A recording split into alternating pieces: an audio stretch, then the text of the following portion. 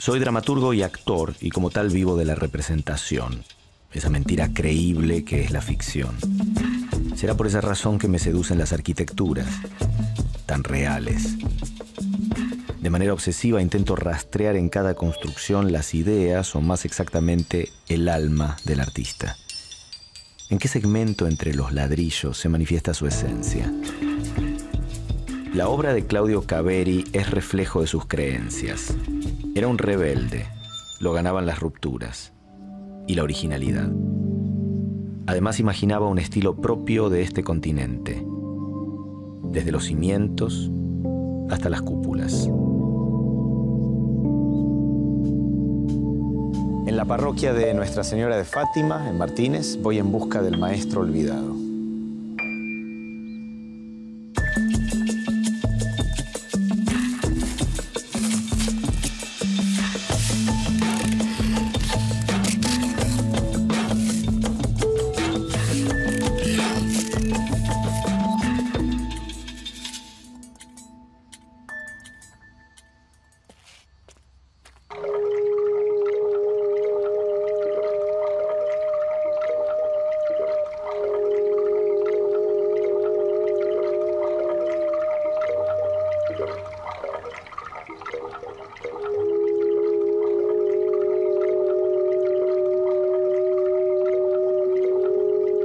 Rastrear los orígenes de un artista ayuda a entender sus obras con mayor profundidad.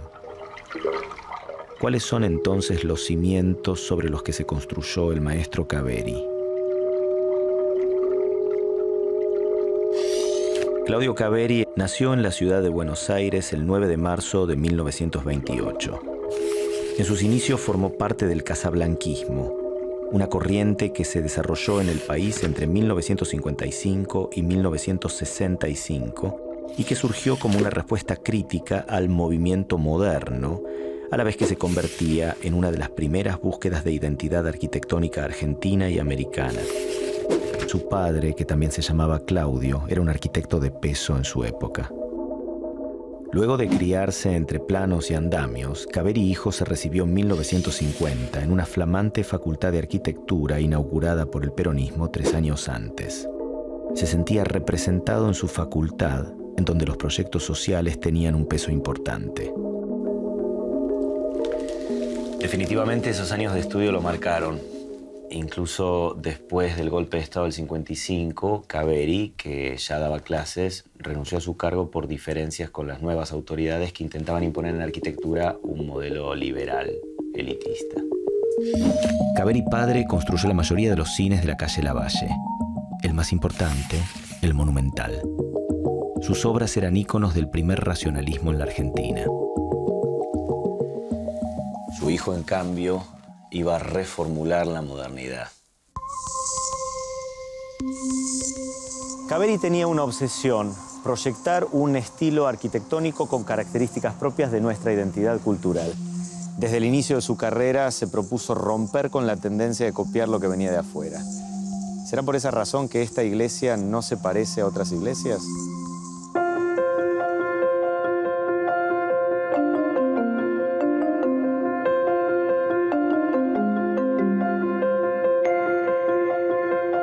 La iglesia Nuestra Señora de Fátima, vanguardista en su época, es de 1958 y se convirtió en la obra más representativa del movimiento de las Casas Blancas.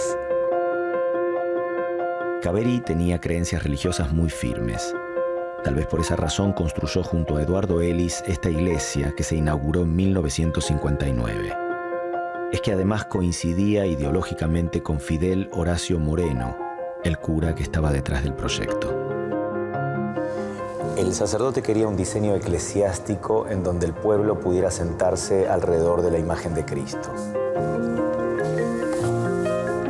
Caveri y Ellis proyectaron los planos ubicando el altar justo en el centro de la nave principal. Entiendo que el concurso para la construcción de esta iglesia suponía un espacio cristocéntrico, ¿no? ¿Qué significa eso y cómo podemos entenderlo en la planta?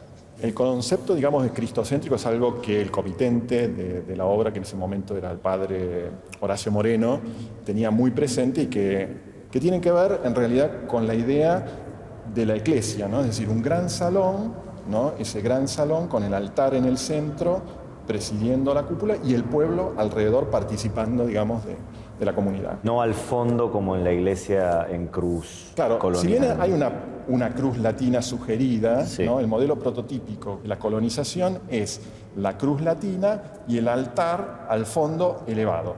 En este caso es cristocéntrica porque básicamente el altar está en el centro, digamos, de la composición, y también se da la particularidad de donde estamos nosotros parados en este momento, que cuando se da la celebración, hay gente que está mirando, digamos, al celebrante de espaldas.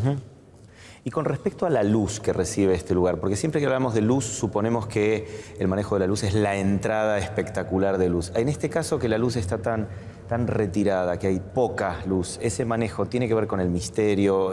¿Cómo lo utiliza Caveri en esta iglesia? Claro, Caveri decía que lo central, digamos, de un templo es recuperar esta idea del misterio, ¿no? Y él decía, lo misterioso o el misterio en realidad es algo que no conocemos, ¿no? Si vos ves, en general, en el templo hay entradas de luz determinadas. Acá arriba, donde estamos nosotros, digamos, en la cúpula, tenemos una pirámide invertida. Y después se dan estas rajas que aparecen en el plano, ¿no? En donde la luz entra, digamos, al templo, pero de una manera muy filtrada, ¿no? Muchos confundieron su estilo con el racionalismo por el uso del color blanco, o con los brutalistas que seguían al gran Le Corbusier por la inclusión del hormigón. Pero el casablanquismo es más que eso. Para Caveri lo importante es lo simbólico y cómo se expresa en la construcción misma. ¿Qué dicen los techos, las paredes?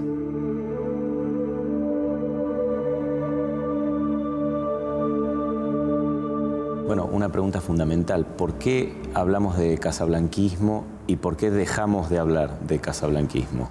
El casablanquismo en realidad es un movimiento, por decirlo de alguna forma, que empieza a ser muy importante, digamos, en la arquitectura argentina desde mediados de los años 50 hasta mediados de los años 60, principios de los años 70. Que en realidad, literalmente, como el nombre lo indica, se refiere a casas, ¿no? A la arquitectura doméstica, pintadas de blanco, en realidad de muros encalados, casi como una protección natural e higienista, ¿no? Y construida con los elementos de la tierra, ¿no? Casi exclusivamente. Esto es fundamental. Estas arquitecturas se dan sobre todo en la zona del Mediterráneo, en el sur de España, sur de Italia, sur de Grecia, el norte de África, y también a través de la colonización española en América, las encontramos en el norte argentino, sobre todo en las iglesias de la Puna.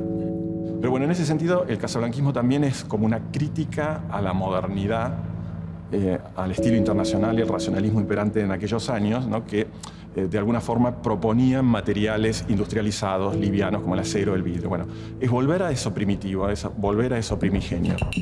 Entonces, lo que se ve en esta obra es básicamente gruesos muros de mampostería portante, las pirámides hechas en hormigón armado, el piso de ladrillo salteño duro y fundamentalmente eso, ¿no? Hay toda una ornamentación muy austera y nada más.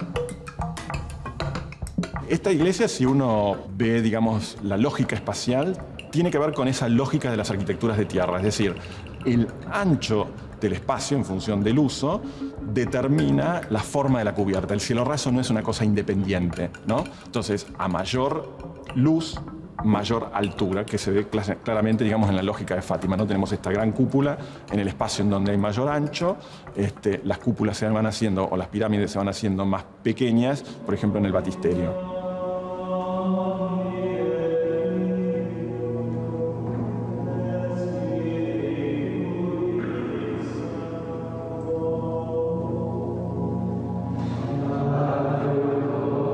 Tanto los gruesos muros de ladrillos encalados como los pisos, también construidos con ladrillos, se relacionan directamente con la tierra. El maestro decía, no hay pensamiento sin suelo y que no hunda los pies en un lugar. La tierra es una constante en las ideas y en las obras de Caveri.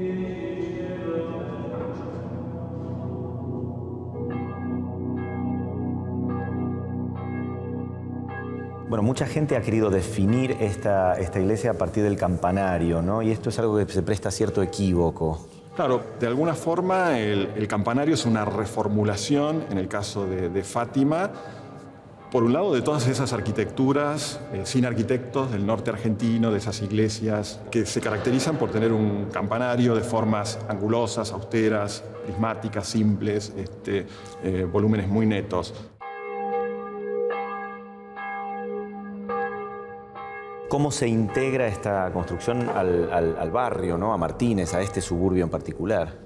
Si vos te fijás, desde afuera es una obra que mantiene una línea con la escala del barrio y lo único que sobresalen son esas pirámides de hormigón, que originalmente ahora no se las ve, pero estaban recubiertas en ladrillo, y de alguna forma eso mediaba con la escala de los techos de tejas de las casas colindantes, ¿no? Entonces hay como una integración en relación a la escala humana de la obra, ¿no? Y no ese sentido de imposición que naturalmente tiene el tema, ¿no? Una iglesia, uno dice, bueno, es algo que se impone en el lugar, es como muy importante y se destaca. Tampoco está frente a la plaza central del pueblo, siempre está descentrada y suburbana, ¿no?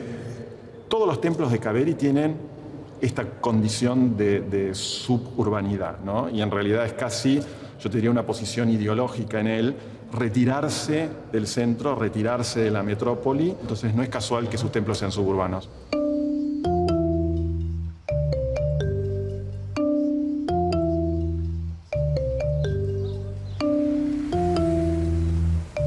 Un año después de terminar la iglesia de Fátima, se retiró al Buenos Aires más pobre, el de los márgenes. A este lugar llega Kaveri a fines de la década de los 50 para fundar la comunidad Tierra, que hoy funciona como cooperativa.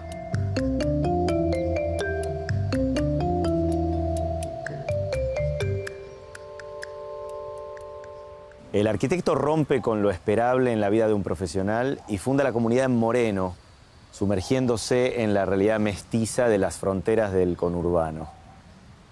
Abandona el estudio metropolitano y se pone la ropa del albañil o del carpintero para trabajar y construir realidades.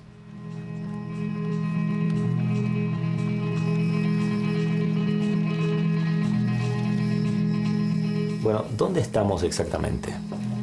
En la casa de Claudio Kaveri, aquí en este barrio tan particular de las afueras del Gran Buenos Aires.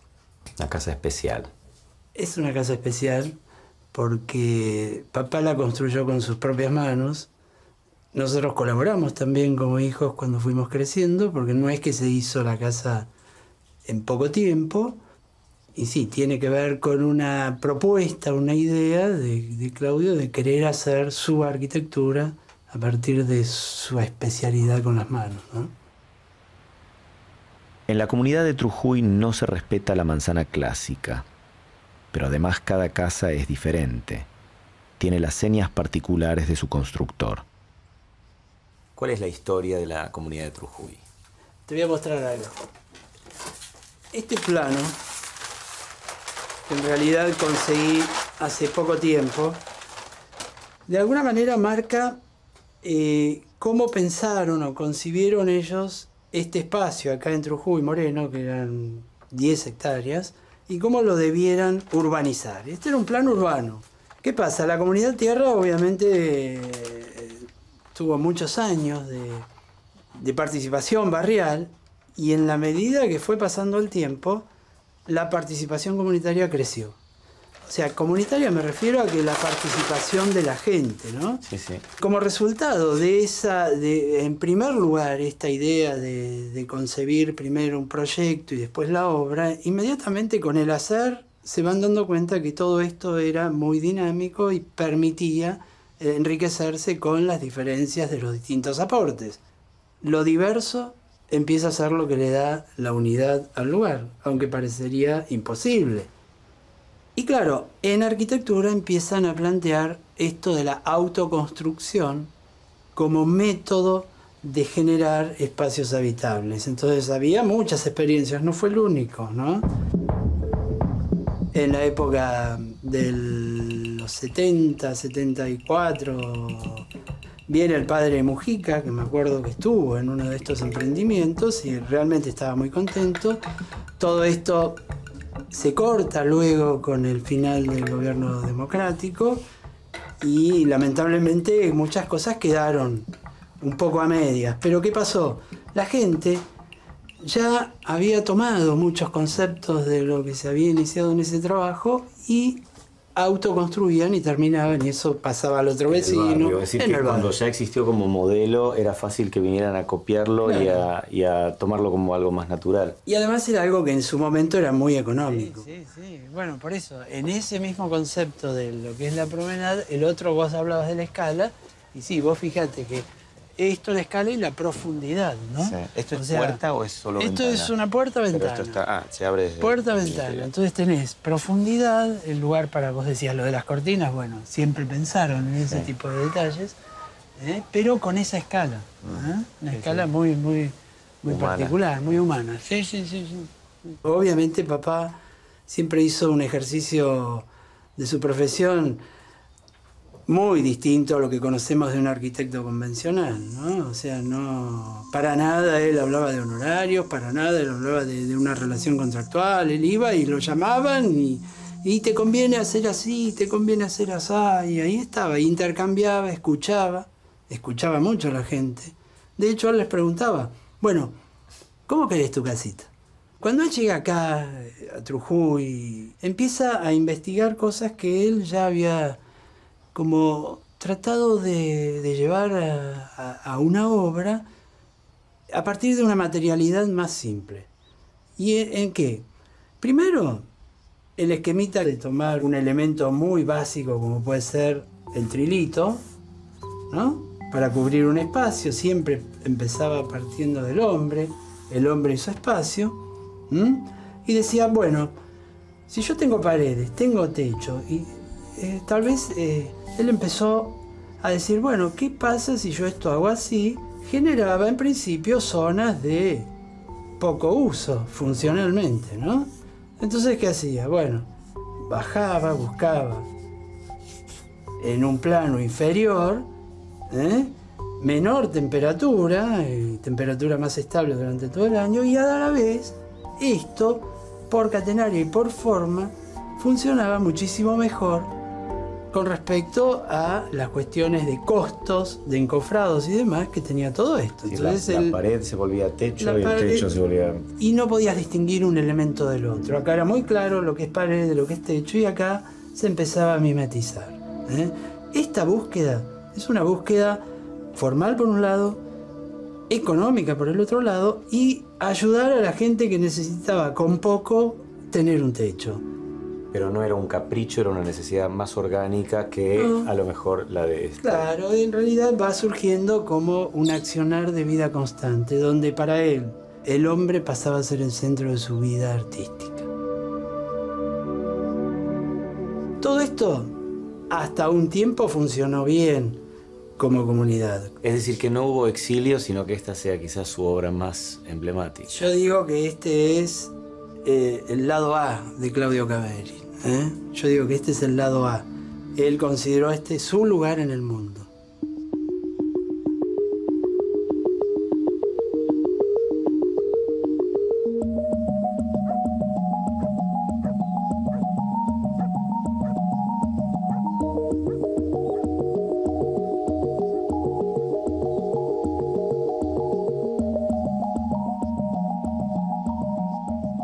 Esta capilla nació como un lugar de reunión para un barrio que, lejos del centro de Buenos Aires, formó lazos particulares. Era una cooperativa que intentaba autoabastecerse a través de proyectos que compartían: huerta, criadero de pollos, venta de artesanías y muebles en madera que ellos mismos hacían, y donde además cada uno levantaba su casa con sus propias manos. Detrás estaba Caveri, que vivía exactamente como creía. Con la llegada de la dictadura, el proyecto de Trujillo se convirtió en una experiencia diferente. Dejó de ser una comunidad que pretendía ser autónoma y comenzó a mantener mayor contacto con la gran ciudad. En la década de los 80 se refundó, junto con la democracia, como espacio de aprendizaje y de reunión con la escuela taller y con la iglesia.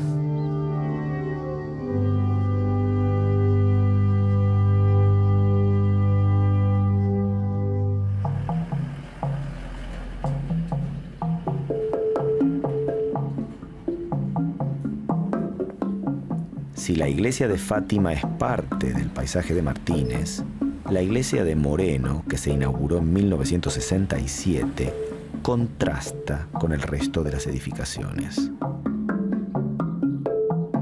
Algunos piensan que es un boliche bailable. Otros, los que saben de qué se trata, la llaman la iglesia rara. Paredes claras, arcadas, ventanas que dejan pasar la luz ambarina. Es la parroquia de Nuestra Señora de Guadalupe.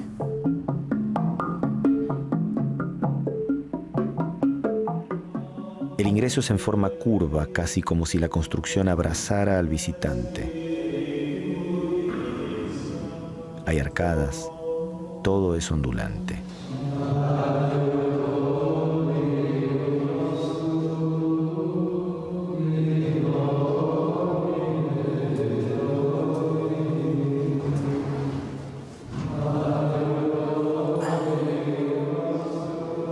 La luz ámbar te traslada a otra dimensión, como si uno estuviera dentro de un cuerpo. En los techos, en sus paredes, en el piso, se ven las características propias del casablanquismo: simpleza y austeridad. Con Caveri se abre una nueva poética en la arquitectura argentina a partir de la ruptura con el movimiento moderno, primero con sus casas blancas y luego con el emprendimiento en su lugar en el mundo, el barrio Trujuy. El seminario multirreligioso Irenaika-Ville, con su capilla de Fátima en Maschwitz, es una obra tardía de Caveri, pero se pueden rastrear las mismas obsesiones del inicio de su carrera. También el camino en espiral de la luz. Su construcción fue solicitada en el año 2000 por el padre Moreno, el mismo que mandó edificar en 1958 la iglesia de Fátima. En todo este terreno, el símbolo es ley. La ausencia de ornamentación, las paredes blancas, representan humildad y austeridad. El lugar fue pensado para retiros espirituales. Caveri fue componiendo el espacio en círculos. Si vemos el predio desde arriba, se ve un círculo central y los 3 círculos que lo rodean.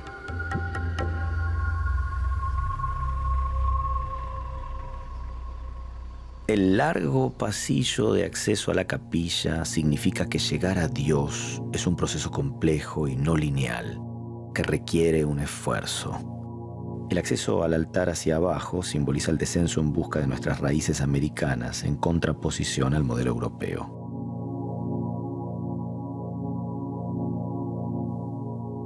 Las paredes blancas y las arcadas se completan con la luminosidad natural, que en la capilla no es abundante. Para Caveri, la escasa entrada de luz representaba el misterio.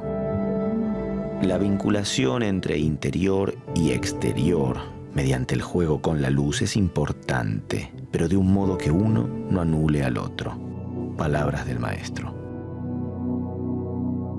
En el exterior, en su cúpula, una espiral interminable parece ascender hasta los cielos.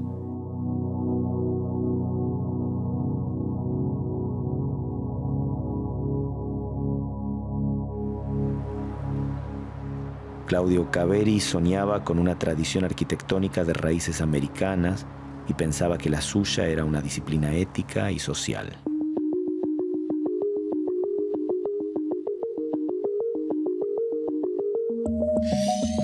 Construía, pensaba, escribía, creía en lo que hacía. El maestro daba cátedra con su propia experiencia. Se definía como un cristiano crítico que leía Nietzsche y adoraba los libros de Chesterton. También tenía sus referentes estéticos. Además de mirar especialmente a Gaudí, le atraían las obras de Antonio Berni. Caveri murió el 19 de septiembre de 2011 a los 83 años. Toda su vida eligió proyectos que combinaran sus creencias más íntimas con el deseo siempre presente de alejarse de lo establecido. A lo mejor por esto, para algunos, Caveri es un personaje controvertido. Es que lo conocido, lo esperable, siempre ofrece más tranquilidad. El legado de Caveri no dejará de sorprender.